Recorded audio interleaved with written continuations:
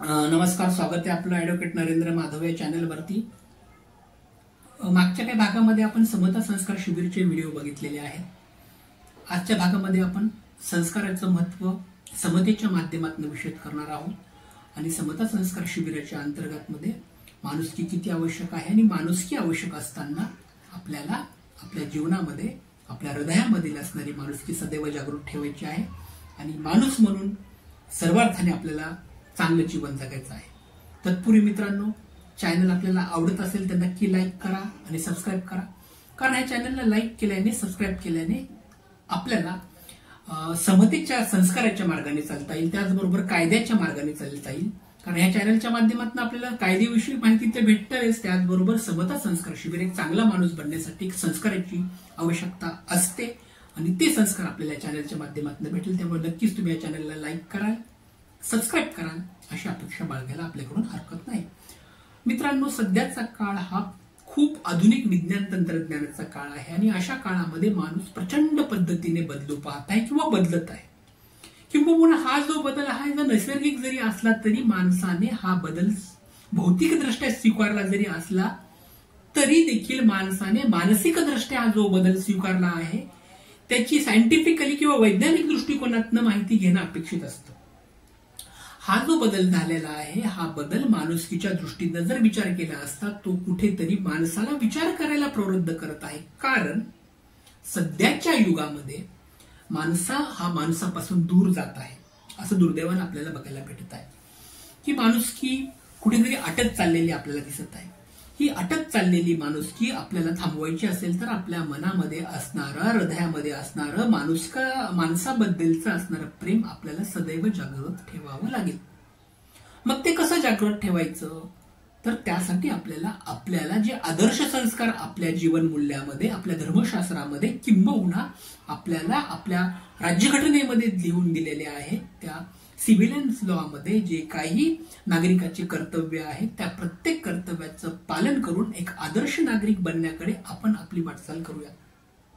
आता हे शक्य आहे का? तर नक्कीच शक्य आहे, परंतु दुर्दैवाने शहरामध्ये किंबहुना ग्रामीण भागामध्येही एक गोष्ट आपल्याला प्रकर्षाने सध्याच्या काळामध्ये बघायला मिळत आहे, ती म्हणजे मोठ्या प्रमाणामध्ये दुर्दैवाने नागरिक कुठेतरी कायद्याचं पालन करताना दिसत नाहीत। लोक एकमेकांसोबत भांडत आहेत, लोक एकमेकांसोबत मनामध्ये ईर्ष्या प्रेमची जागा ईर्ष्याने घेतली आहे आणि एकमेकांबद्दल कुठेतरी वादांतिक मुद्दे तयार होत आहेत आणि हे वादांतिक मुद्दे माणसाच्या माणुसकी प्रती कुठेतरी एक वेगळ्या भावनेला, गुन्हेगारी प्रवृत्तीकडे घेऊन जाताना दिसत आहेत।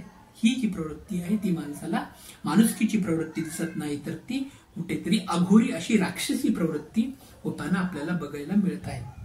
ही राक्षसी प्रवृत्ती आपल्याला थांबवायची असेल तर आपल्या पवित्र असणाऱ्या हृदयामध्ये सदैव असणारे माणुसकीची पूजा, माणुसकीचं प्रेमाचं जे मंदिर आपल्या हृदयामध्ये देवानं वस्तवलेलं आहे त्यामध्ये आपलं मन पवित्र असणं आणि त्याची जतन करणं अत्यंत महत्वाचं आहे। आपल्या सुंदर अशा हृदयामध्ये जी प्रेमाची भावना आहे ती प्रेमाची भावना, एकमेकाप्रती असणारी सहानुभूतीची भावना, एकमेकाप्रती असणारी मैत्रीची, करुणेची भावना आपल्याला जपणूक करणे अत्यंत आवश्यक आहे आणि त्या दृष्टिकोनाने प्रत्येकाने काम करणे, आपल्या प्रत्येकाच्या हृदयामध्ये असणारं दैवत, आपल्या प्रत्येकाच्या हृदयामध्ये असणारं साक्षात परमेश्वर ह्याच्या प्रती असणारी आपली निष्ठा सदैव जागृत ठेवणं अत्यंत आवश्यक आहे, अत्यंत महत्वाचं आहे। कारण त्याच दृष्टिकोनातून आपण आपल्या आयुष्याची प्रगती करू।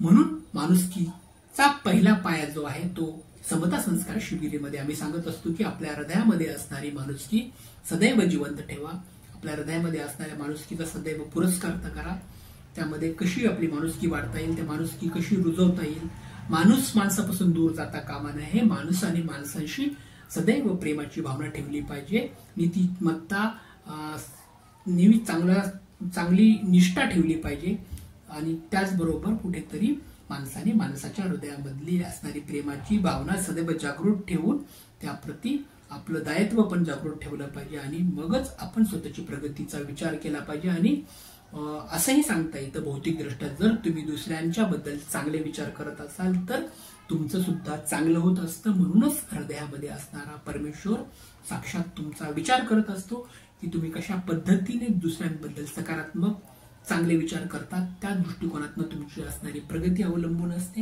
म्हणून तुम्ही चांगले विचार करा, हृदयामध्ये असणारं सदैव प्रेमाची भावना जागृत ठेवा आणि जग जिंकण्यासाठी सदैव पुढे राहा. व्हिडिओ आपल्याला आवडत असेल तर नक्की लाईक करा, सबस्क्राईब करा. पुढील भागामध्ये आपण समतेचं महत्व वेगळ्या अंगाने बघणार आहोत. त्याबद्दल वेगळ्या अंगाने आपण चर्चा सुद्धा करणार आहोत. आज या ठिकाणी थांबू. धन्यवाद. थँक्यू.